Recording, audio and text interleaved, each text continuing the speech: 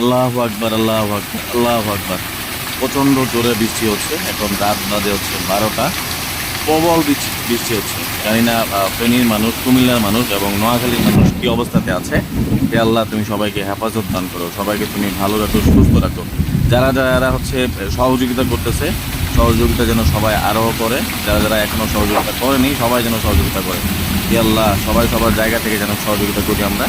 এবং এই দুর্যোগ মুহূর্তে এই বন্যাতে যারা আক্রান্ত হচ্ছে সবাই যেন ভালো থেকে সুস্থ থাকে আল্লাহ।